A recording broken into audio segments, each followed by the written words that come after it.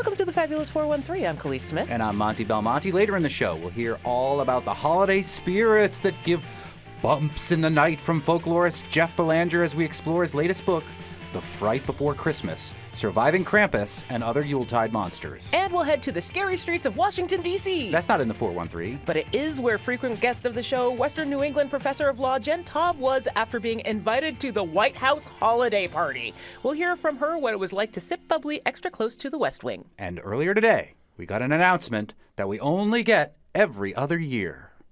As we get closer to the darkest day of the year, we look forward to the return of the light and warmer weather and summertime, and just after the summer solstice is the return of the every other summer musical takeover of Massmoka in North Adams, Wilco's Solid Sound Festival. The festival is curated by the Chicago-based rock and also roll band Wilco, and joining us is the founder of this now iconic band, Jeff Tweedy, coming to us from Wilco's Loft Studios in Chicago. Thanks for joining us, Jeff. Thanks for having me.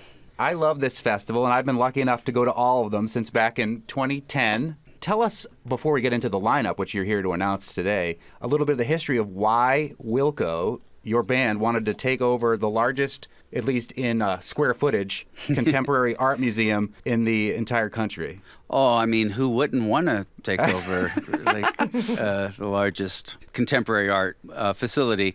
It was a really amazing opportunity to use a space like that for a music festival. Occasionally, when we've been on tour in Europe, we'd played festivals that would happen in like the fall, and they would be in schools or universities that were on break. Those were always really interesting and a little bit more manageable because they were usually smaller festivals and they weren't hot and you weren't miserable and it wasn't dusty. And the idea of going to a desert to go watch a music festival is I'm too old for that, man.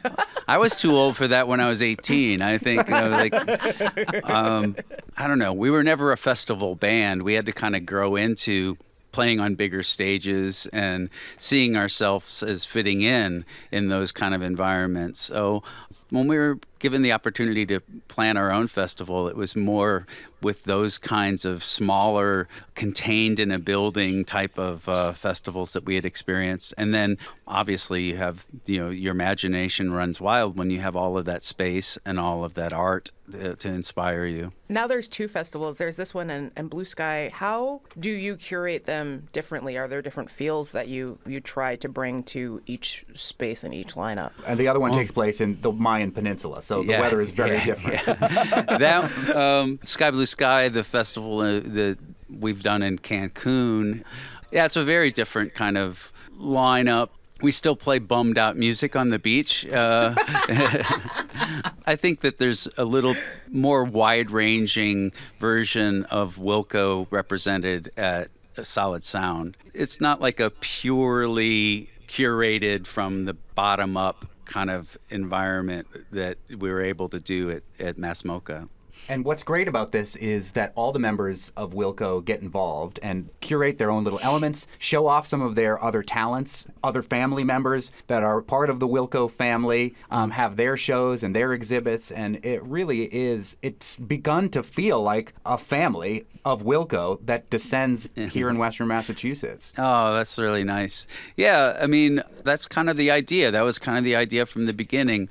One of the other thoughts we would always have at festivals is Wilco would get booked to play, say, a more like new music or avant-garde music festival, and then a week later we would be playing like a roots rock festival, and then sometime after that we'd be playing like a more pop radio festival, and Wilco seems like a band that's kind of invited to a lot of different environments to play our music, but all of the separate side projects within our band, all the different members, bands outside of Wilco, would rarely be invited to play the same festival.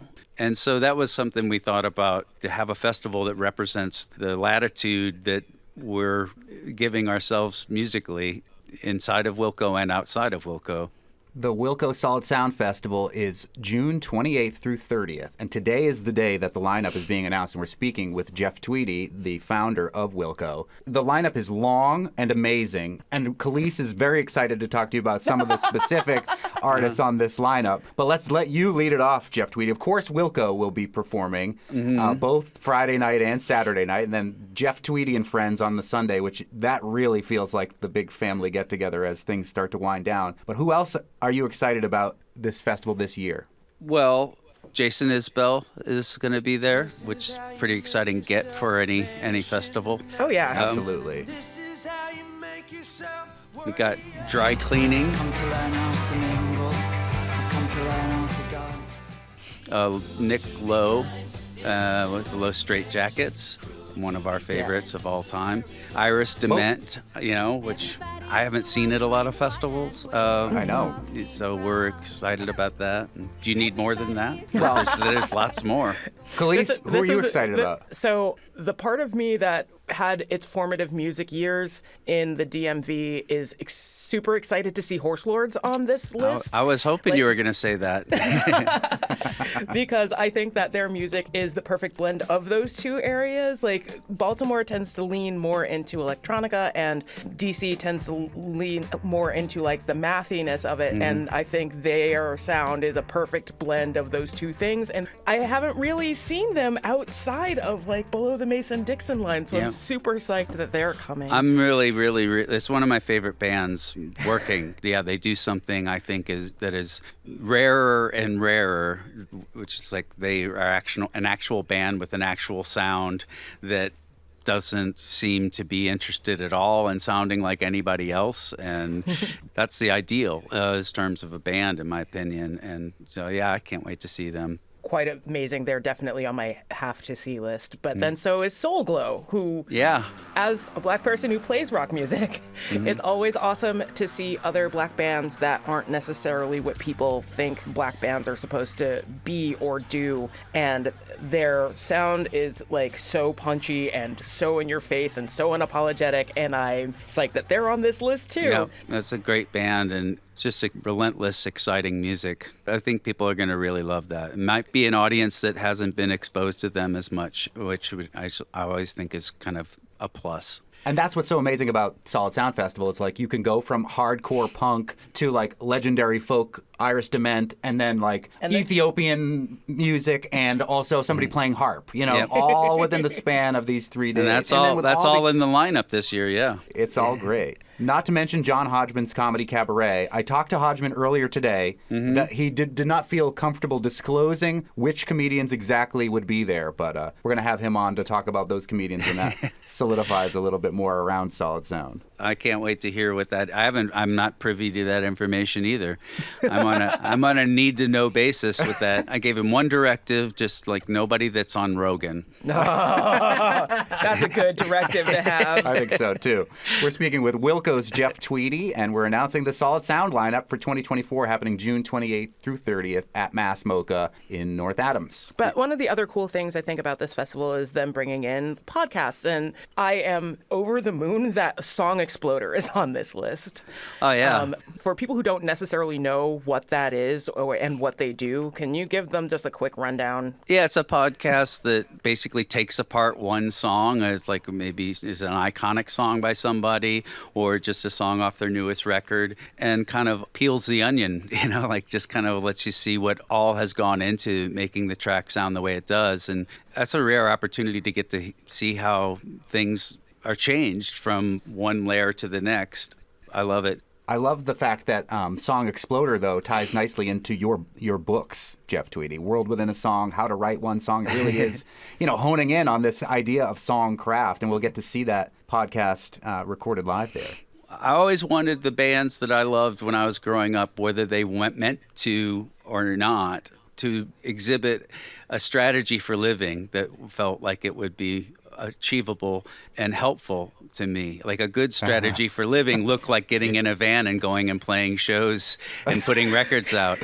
And in a lot of ways, it's a pretty difficult life, but I do believe in it as a strategy for living. Certainly, the creative side of it and the community side of it, the congregation side of it. You get together with different communities as you travel, and you form another community out of all these different places you get to be.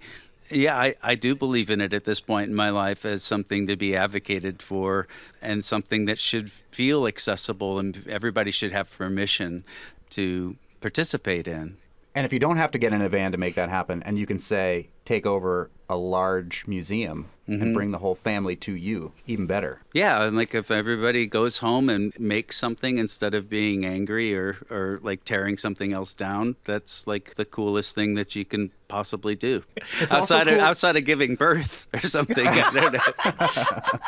Is there one band, I mentioned before how the different members of Wilco curate different aspects of the festival. Is there one of these acts that is so very Jeff Tweedy and like one that is, so very John Steerett?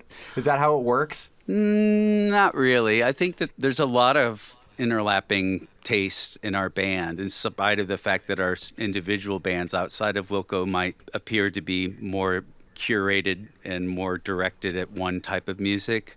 We all tend to appreciate and enjoy a lot of the same music from other genres, and I think everything on the list usually ends up being something everybody in the band is excited about. Have there always been performances inside the museum, and how do you figure out which acts are best or who wants to do those extra performances inside the galleries? It's kind of intuitive. Some things just make more sense inside. We feel lucky that we have an opportunity to have some bands perform inside where they're more comfortable in a dark space. The comedy obviously feels more congruous to be inside and seated. I've learned that over the years that comedians are really kind of terrified of a standing audience. It's easier to throw tomatoes from a standing I think position. that maybe, like they don't want to have when people have to get up to chase them or something. They're like, but there are also unannounced performances, and a lot of times it's not just the people on the bill, but friends of ours that are in other bands will come just to hang out, and we'll put them to work. That has happened many times over the years. And I'm sure David Byrne showed up at the very end of the last festival, which was such a delight. Yeah, it was incredible. amazing. Speaking with chief curator of the festival, let's say, Jeff Tweedy from Wilco, the festival lineup just announced today. Historically, Wilco on the Friday night set has done something fun and or unusual. So last time you performed the entire new album, Cruel Country. You've done karaoke nights. You had putting up for a vote to the listeners about what album in their entirety you wanted to perform. Performed Being There, a double album, and then went and as an encore performed Yankee Hotel Foxtrot, which was there for that year. one of the most amazing things. Anything special that you're willing to divulge about what Wilco might do on that Friday? Not yet. I'm not ready to divulge it yet. Yeah, Okay. we're gonna hold that one a little closer to the vest for the time being. Good. Also, it's good to be surprised sometimes. Yeah. Yeah. I love the surprises. I'm mostly just still kind of going gaga over this whole list. Yeah. Like Horse Girl and Rat Boys and Etron de Air, it really is phenomenal. And Sylvanesso doing a DJ set, that's going to be awesome. Yeah, there's a lot of late night stuff that we're excited about. I'm usually in bed by then, but it's like there's stuff for everybody.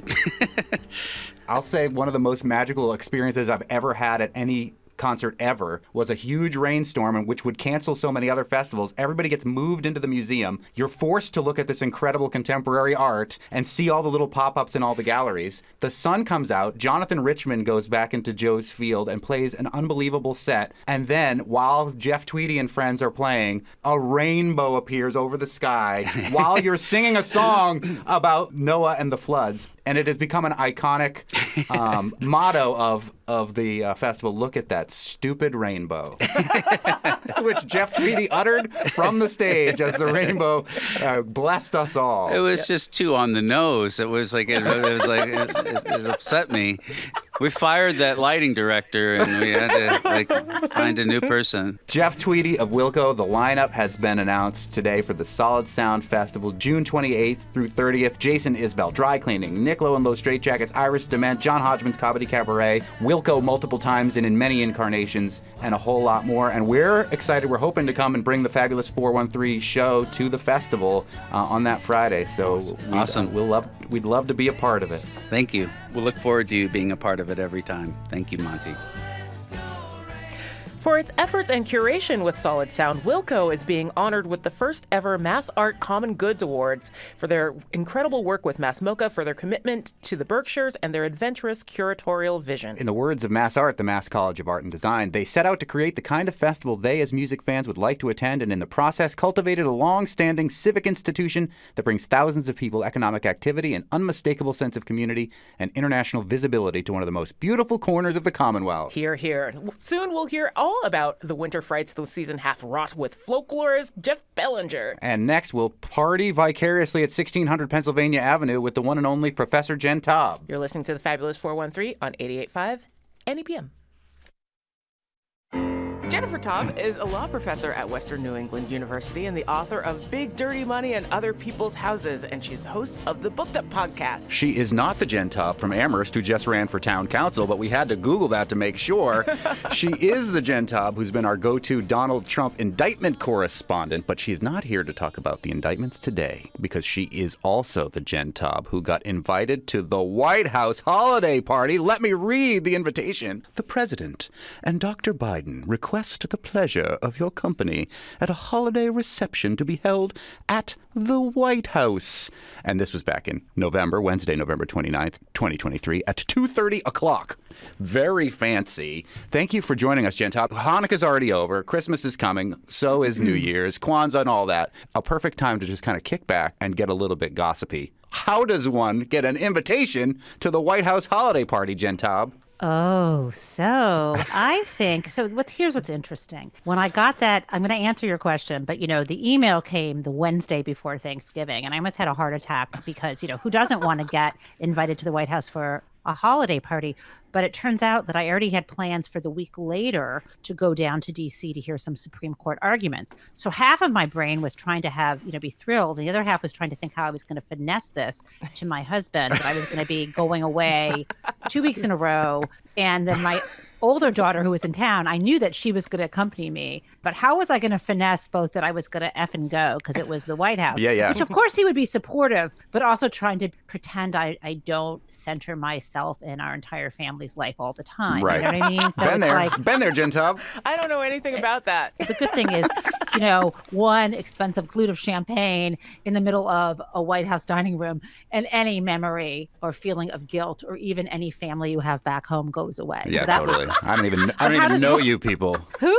No, but how I got invited, I think, so just to be clear, I was really thrilled, but then I came to understand that there are like 20 to 25 holiday parties at the White House. But I think this might have been the first one. It was 2 days after Jill, I think I can call her that. Oh, yeah. FLOTUS, Dr. Jill Biden had, I think, revealed to the press what her decorations were going to look like these were not like Melania's dystopian hellscape where everything looks sharp and dangerous. That was one of the things I appreciated most about their White House, by the way.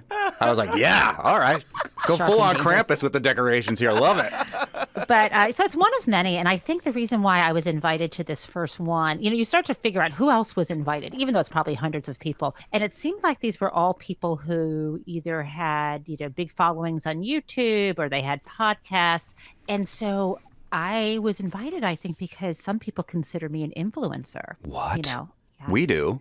Thank you. There's a particular person in the White House who handles rapid responsive digital stuff. And so I think she got me on the list. I can't even describe how joyful and magical it felt, especially because I did bring my 23-year-old Emily with me, who's a graduate student in particle physics, but also loves theatrical stuff. Wow. I had to throw that in. What's more theatrical in science than particle physics? Yeah. Exactly. Is it a wave? Is it a particle? Nobody knows. And but she's there with her, pink hair and nose ring and having so much fun. And she could do the stuff like I couldn't do, which is, who are those really cool people everyone's surrounding? And she's like, Mom, that's like the women from Dance Moms. Like, I didn't know who they were. Yeah. Or That would be my greatest fear. Like, there's somebody super famous that I'm supposed to know, and either I recognize their face and don't remember their name or don't know who they are at all. Listen, when Cory Booker enters a room, you know who that senator is. Cory Booker, I haven't had the opportunity to meet. I got invited to the White House Conference on Food, Hunger, Nutrition, and Health last year. It wasn't at the White House. It was like right down the street because it was a big conference. But they were all fancy schmancy people there. You had to get cleared by security, and there was like a million emails and things that went out before that to make it happen. But when Cory Booker's there and you are taking a selfie, tell me if he did this with you. Did he commandeer your phone? Totally. And take the selfie himself? He knew the assignment. You walk up to him,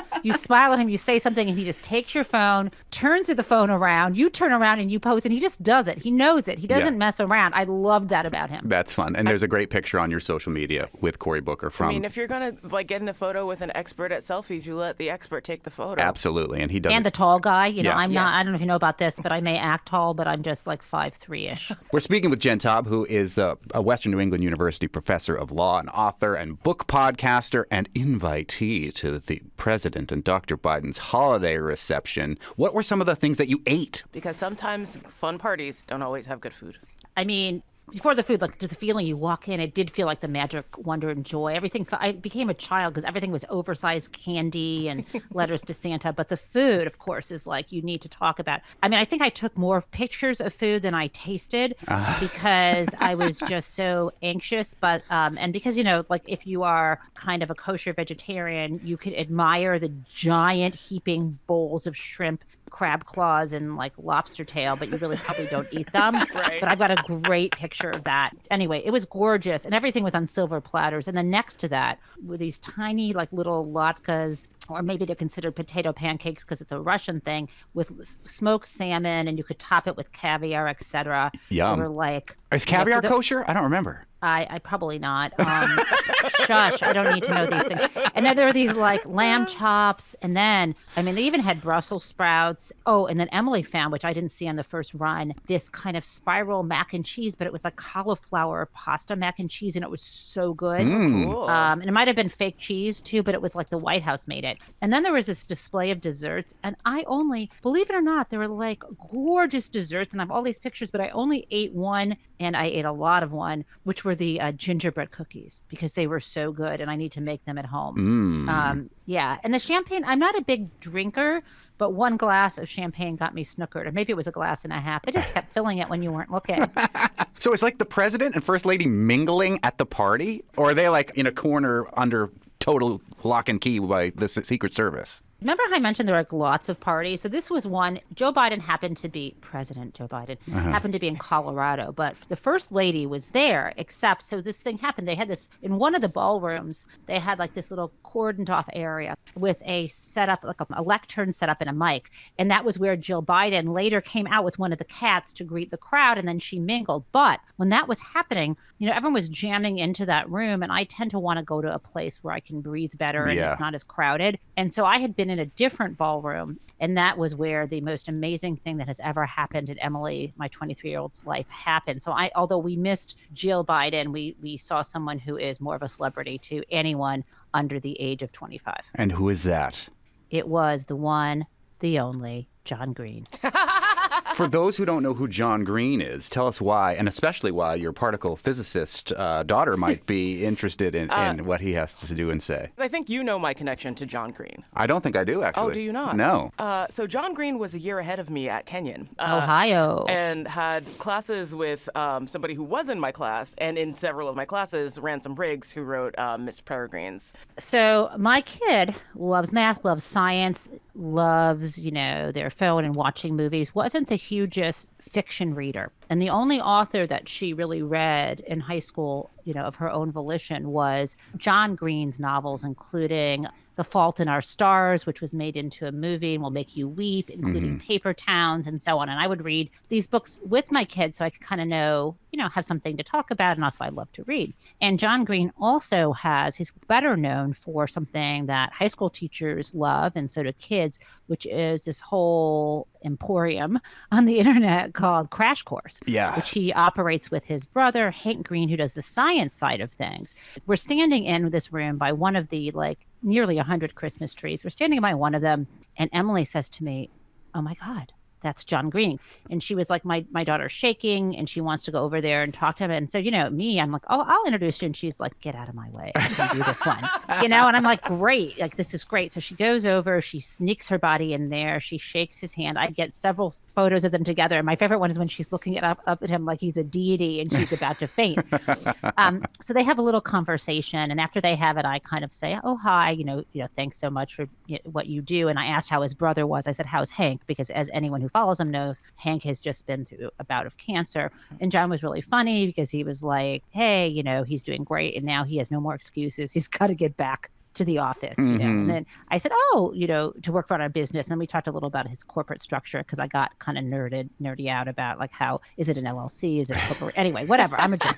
So anyway, after that, after the whole thing, and what's really great about the White House is it's like this magical place. When you come in, they welcome you. They have this sort of staff, their staff, and then probably from the military, all in uniforms, and everyone's pouring champagne for you. And they're saying, have you seen this Christmas tree? And there's music. But when things start to wind down, they don't say, don't let the, you know, the door hit you in the ass or anything. They're really nicer people. They don't like yawn. You know, it's not like my family were like, yeah, I'm tired now. Get out of here. No, but they start doing things like shutting doors to rooms, and then people start to funnel out. They sort of funnel you in a direction. Gentle herding. Yeah. They heard you, and then they finally are like, hey, they start doing things like, thanks so much for coming. You know, and things like that. And so as we're being herded out, we're out into the darkness. And then, you know, Emily and I are still taking photos, and I see a squirrel on the White House lawn, and I hold my camera up between the like slats of the fence so we can get the squirrel. And this guy's like, hey, you know, can you guys be going? You know, then we're off into the edges of the White House area where there's nobody around. And we're like, where should we go to dinner? We're like, okay, Google, you know, because that's all I know how to do. And I'm like, okay, there's this place called Old Ebbitt's Grill, but I think they usually need reservations. And I called them. They're like, it's 5, lady, you can come in. You know, it's an early dinner, but as I mentioned to you, I didn't eat things. I just took their picture. Right. You know? So now we're actually hungry. And so they come seat us, and I'm being nice. I usually love to have my back to everything in the restaurant. Like, I'm a gangster. Like, I want to see everything. But, you know, it's my kid, and it's her special day. And I'm like, okay, do you want the booth? And of course, she hops into the booth. So I have my back to everything, and I'm in the chair. And as I sit down, Emily says, Mom, look behind you. Look behind you. So I try to subtly look behind me. And in the actual 4-person booth behind me is John Green and his wife. Wow.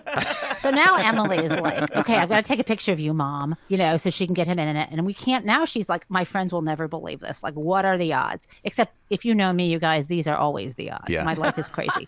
At the end of the meal, all of a sudden Emily looks up, and I feel some like energy lurking behind me. And it's John Green. He's come to the table to say hello. Like, he spotted her and recognized her from that moment at the White House. So now she's like, her eyes are like as wise as saucers. And he's saying, you know, nice to see you again. And she said something. And then I just kind of turn my head over my shoulder and I say, hi, I'm glad you didn't think we were stalking you. And he said, well, if you were stalking me, you would have come over to my table. And I kind of arched my eyebrow at him, and he said, oh, I guess I'm stalking you. And then I lift up my hands like this, you know, and I'm like, back off, Green. And he cracks up and leaves. And the people next to me are like, what the is going on here? And it was like, you know, they say you don't have to be a good parent. You just have to be good enough. But come on. I think I'm done.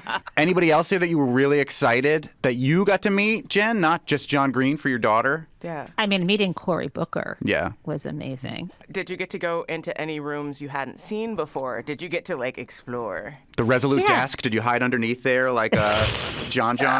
Yeah, they didn't let us into, we were in, you know, we entered in the east side, not the west side, and we didn't make it over to, you know, we weren't like invited over to the Oval Office. What was so confusing, Khalees, is that having been there before when it was like a work day, like I didn't even think I was in the same place. Like I got very confused. I had to go on the internet after I was there, like when I'm at the airport going, what room was that? What room was that? First of all, I have no sense of direction. Like if I go in an elevator and go up into an office building, you spin me around once, or let's face it, don't even spin me around. I have no idea which is north, south, east, west, or anything, you know?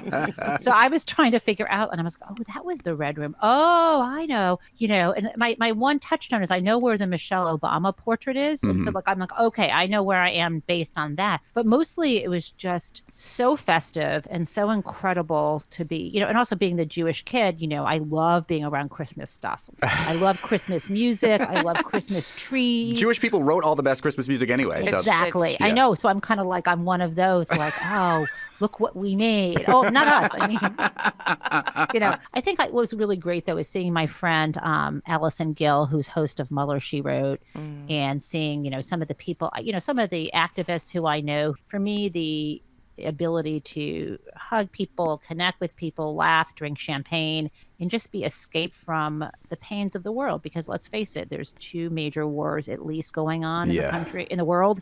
We're kind of at war in our society, a kind of a cold or hot civil war. We're in the middle of possibly reelecting an authoritarian madman, and just a bit of escape really helped me not spiral down into like a complete depressive paralysis. Now I'm sort of full of magic, wonder, and joy.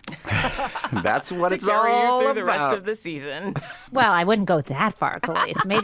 Maybe until like Friday or something. Jen Taub is our go-to Trump indictment correspondent, but we're putting that aside as the holidays are here. To bring in some cheer. To bring in some cheer. The And also bubbly. Was the champagne good? It was. I'm not even a champagne drinker, but I just felt like at the White House it was better to take the champagne I was poured, and then when I needed something else, go for the Diet Coke, so I didn't start stumbling around like you said under the Resolute desk and get arrested. That's one way to make an impression. Did anyone get that drunk at the party? No. Darn it.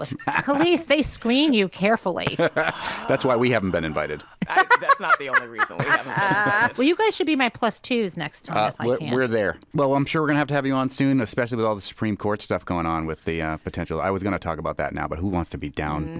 Such a downer. Remember And how also the when we cheers do was- that, I can tell you about visiting the Supreme Court. Amazing. With a press pass, you guys. Oh, that's fun. Yeah. You're like Nina Totenberg. She was there. And she got in trouble.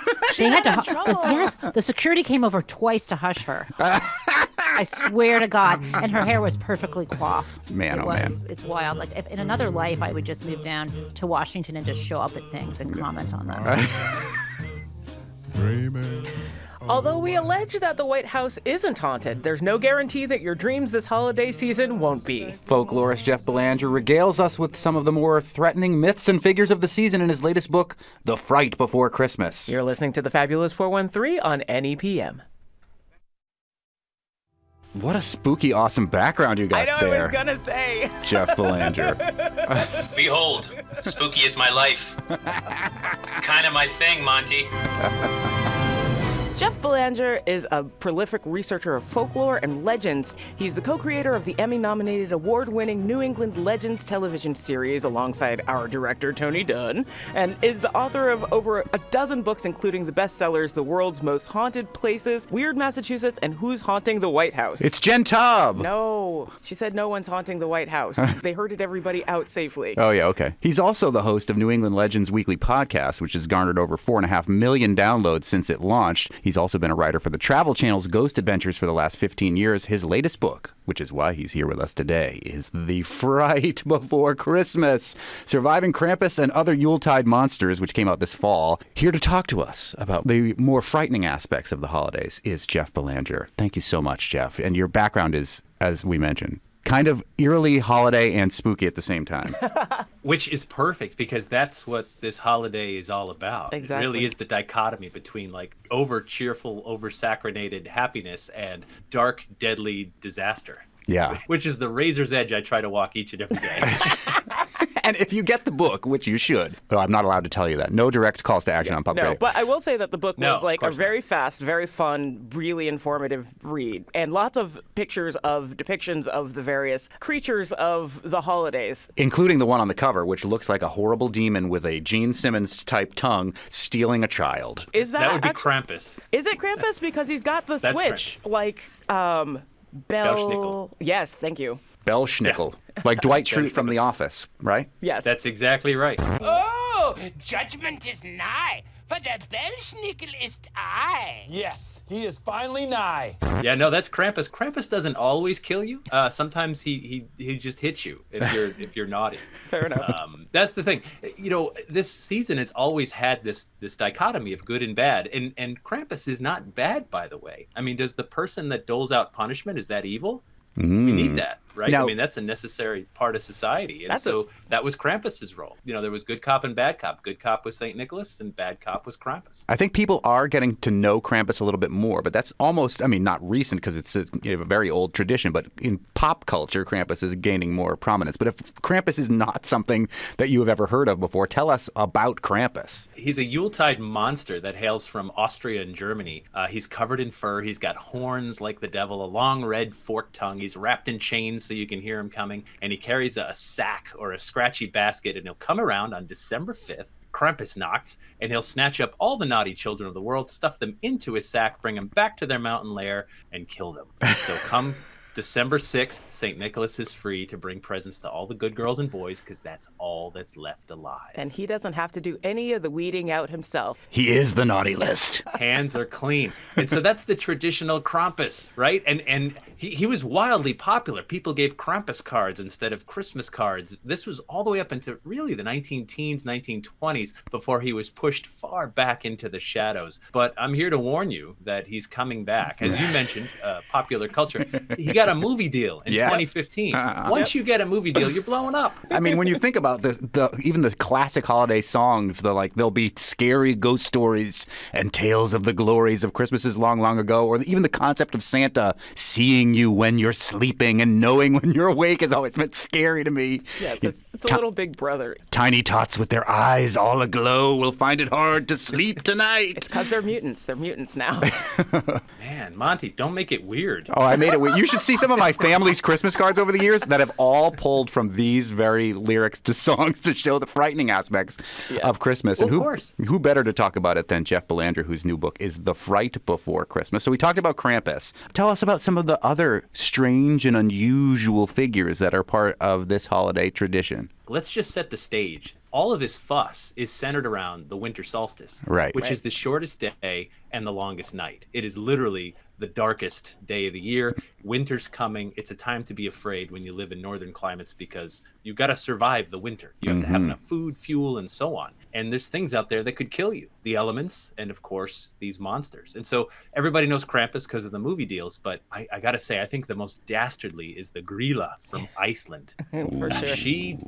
Krampus is just looking for naughty kids. If you're a good kid, you're safe. But Grýla doesn't discriminate. Good kids, bad kids makes no difference. They all make good stew. She might even think the nice ones taste better. I'm not sure. Maybe. So if you're lost in the woods around the winter solstice in Iceland, she could snatch you up, bring you back to her mountain lair, cut you up into pieces, cook you in a stew, and eat you. Children cassoulet. We mentioned Belsnickel, which if you're a fan of The Office, you might be familiar with because of Dwight Schrute. But who's Belsnickel? Belsnickel translates to Nicholas in furs, and each village would have one. And he works alone, so he's not going to show up with St. Nicholas. He'll show up in like a patchwork of furs and have a face covered in soot, and he's dirty, and he'll carry a switch of sticks. Each village would have one. This year could be my turn, and I might come to your home, Monty, and I'd knock on the door a couple of weeks before Christmas and say, hey, any naughty kids here? And you might say, well, this one's been an angel all year, but that one, little Timmy there, not so much. And I'd take little Timmy in the backyard, and I'd tie him to a tree, and I would beat him for you. I would beat him with the sticks. And this was and legal. He could, the good old days. You invited me in. It's like a You vampire. knew what was coming. You told me where to go. Every year, my grandfather would dress up as Belsnickel at Christmas. He was okay at it. I am great. You know, they say some people were born to be bad. Well, I was born to be Belsnickel. And the beautiful thing is, next year might be your turn to be the Belsnickel. You can come to my house and beat my children. What happened to Christmas?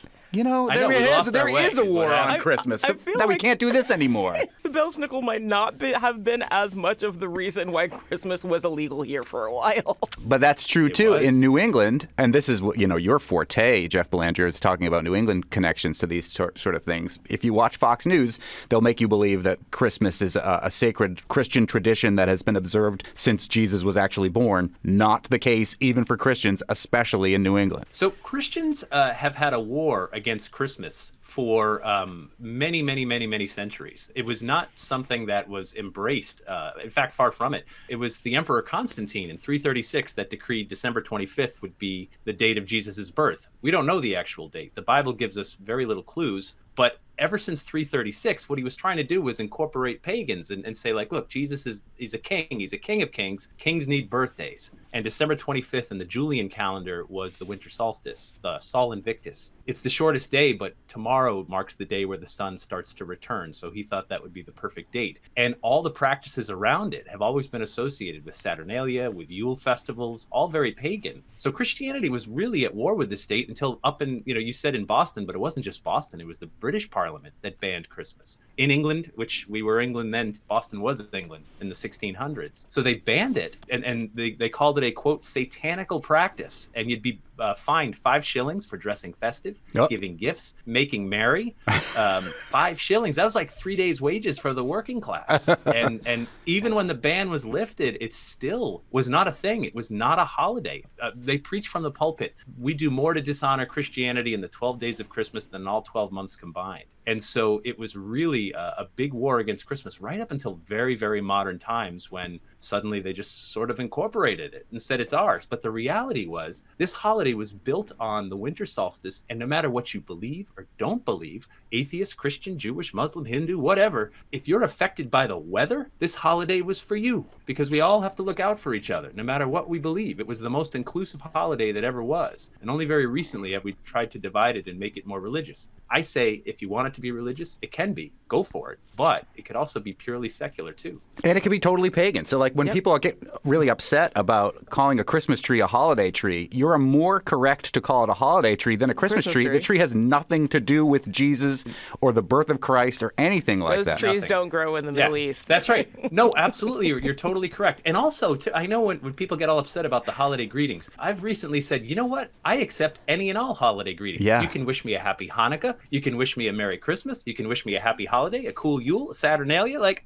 a midwinter. I will take all of them. Thank you. I welcome them whether I practice them or not. We're speaking with Jeff Belanger, who is the author of a new book that talks about the darker side of the darkest day of the year, the Fright Before Christmas, Surviving Krampus and Other Yuletide Monsters. In addition to the Grilla, like, the thing about the Grilla is that the Grilla is like a mob boss. She has this coterie of kind of henchmen and pets that also go around with her or work kind of under her umbrella. And I thought that was really interesting. Can we talk about the Yule Boys and the Yule Cat / Yule Goat? Yes, of course. The Yule Lads, as the folks in Iceland call it, 13 of them. And they show up all throughout the month, and they each stay at your home for 2 weeks. The first one arrives December 12th. He's called the Sheep Coat Clod, and he's going to arrive at your home and just poke at your sheep with a stick. So watch out for that. And then on the 13th, the Gollygawk is going to come steal your cow's milk, so watch out for that. There's a spoon licker that will literally lick the spoons clean. That's me. In your kitchen. My favorite, there's one that's called the Doorway Sniffer, where he just sniffs around your doorway. I can't stress enough, I didn't make up any of these, right? This is pulled right out of Icelandic folklore. Oh, my word. Door Slammer, for 2 weeks, he's just going to slam doors in your house all night long, and you're not going to sleep. All these creatures come down, and you have to remember, when Iceland was first settled, there were no humans there. It was covered by an ice sheet. The ice sheet retreated, and then it was covered with trolls and imps and fairies and ghosts and so on. But as people settled, all those magical creatures had to go up into the mountains. But come the solstice, they come back down to sort of collect their rent. That's when people are tell each other, we stay inside, we stay safe. We tell each other stories about these monsters because we know whether you go outside and die from the elements or die from the Grilla, what's the difference? This is our time to stay inside while those creatures come and lurk all around the very long, dark night. And kill us. Happy holidays, everyone. The Yule Goat or the Yule Cat is, this is kind of cool. I actually think that sort of helps the economy a little bit. In Iceland, you're supposed to wear brand new clothes on Christmas Day or else. Because if you don't have it, the Yule Cat comes along, kills you, and eats you. It's a matter of life and death. It doesn't just pee on your old clothes on the floor, making them no longer available to ever wear again because they will always smell like cat pee no matter what forever? No, it's worse than that. The cat just kills you, which is kind of like a regular cat, right? Yeah. You stop feeding it and you pass out on the floor, it just starts to eat you. Exactly. If cats were the size of dogs, they would eat us. Absolutely. No doubt about it. We're talking with Jeff Belanger, who has written a new book, The Fright Before Christmas, Surviving Krampus and Other Yuletide Monsters. He's not considered a monster, but he is the big guy, one of the central figures, besides Jesus, in the whole Christmas thing, Santa Claus. Tell us what your book dives into about Santa Claus, where the name comes from, his parallel, Krampus, who we've talked about a little bit as well. Sure. So it's important to remember that in most of the world, Santa Claus and St. Nicholas are two different people. St. Nicholas arrives on December 6th. That's St. Nicholas Day, based on a historical figure from the land of Myra, who was born into a wealthy family, was orphaned, and spent his whole life giving his money away, starting orphanages, doing lots of really great things, and then became the patron saint of sailors, pawnbrokers, and children, to name a few. He's the one that delivers toys on December 6th. Santa Claus would show up later, and it's really the Dutch influence. They called him Sinterklaas. Sinterklaas came over to New Amsterdam, which eventually, of course, became New York, and Sinterklaas was Americanized to Santa Claus. He shows up on December 25th, and so these two figures that we've combined in the United States are still very separate in Europe. And Santa Claus really came into his own in like the 1920s, 1930s, when America was in a Great Depression, and the Coca-Cola company started using Santa Claus to sell Coke, and it worked. People bought Coke. And then the following year, other people that sell, I don't know, anything from pizza to donuts to cars to insurance were like, wait a minute, Coca-Cola doesn't own Santa Claus. He could endorse our products or service too. And so pretty soon the holiday became about consumerism. People were spending money. Thanksgiving was moved to the fourth Thursday in November, not the last Thursday. So there was more shopping time for Christmas. Wow. And really, that's when the idea of the holiday becoming about consumerism was born. And all these monsters were pushed far back into the dark recesses of the holiday. But I'm here to say I think they're coming back. Yes. And they're getting movie deals. They're getting book deals. They're showing up on The Office. This dark side has always been there. I just think we're starting to celebrate it again. Although I think that ties into two of the other creatures that are in this book. The ones that come and clean your house in exchange for often nice things.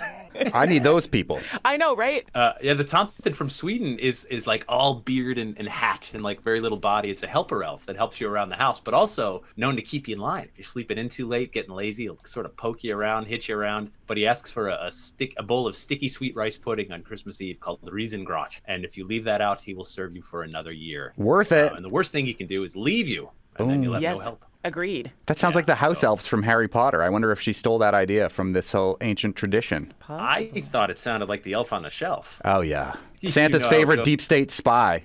This is the opposite of holiday cheer. Yeah. I just want a witch to come to my house and sweep away things looking for Jesus. Yes, La Befana, the Italian Christmas witch. So she comes down your chimney on Epiphany Eve, and she will bring little treats to leave in your kids' shoes. But the best part of all is before she leaves your house, she cleans it. Oh. And then she's off to the next house, which is amazing. I don't know how we sign up for this. I never grew up with this, but I would love to sign up if I could this year. She's the real holiday thing that I want to come by and visit. Thank you. I'm Italian, so I'm waving the flag. Come to our house and do this. Like, I'm sorry Jesus is not underneath my floorboards, but man, you did a great job.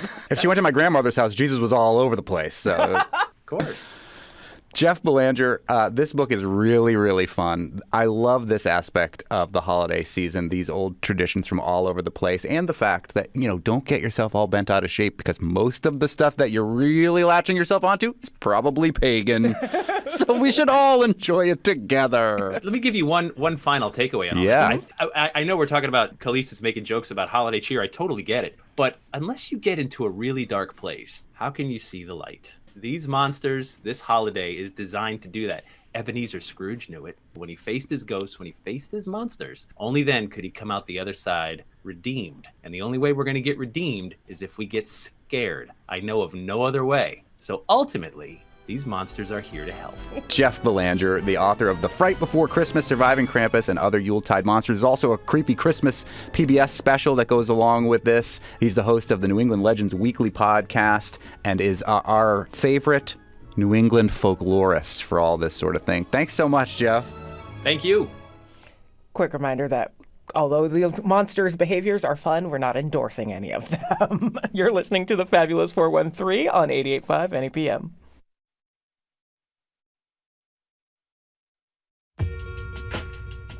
Welcome back to the Fabulous 413. I'm Monty Belmonte. And I'm Clee Smith. We had been asking for your suggestions about best holiday lights in the area, and we are going to get to them a little bit later in the week, but a thank you to Nancy and Dennis and Matt and Ben and more who have submitted where some of the cool Yule lights are up and down the 4 counties of Western Mass. I will make my quick shout out to the house at the end of Maple Street in Hadley who have done a bluey on the side of their house.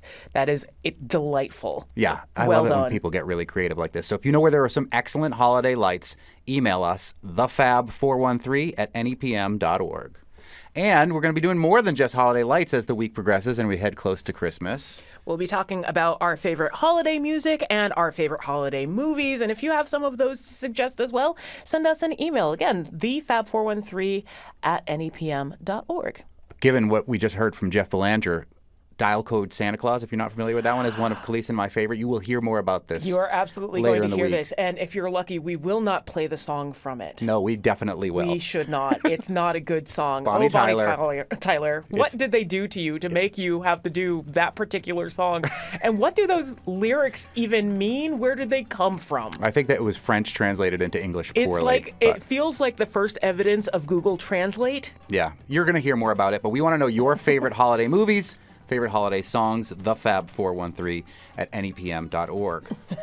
And tomorrow on the show, how many of you really know what Kwanzaa is about? Or how many days it is, or what they're called, or who started this whole thing, and why. Tuesday on the Fabulous 413, we'll get a primer on one of the season's more recent editions with Professor Amilcar Shabazz of UMass Amherst and Ayanna Crawford of Take the Mic and more. Plus, a tour of one of the oldest farms in Western Mass, Barstow. I'm Monty Belmonte. And I'm Khalees Smith. We'll see you tomorrow on the Fabulous 413.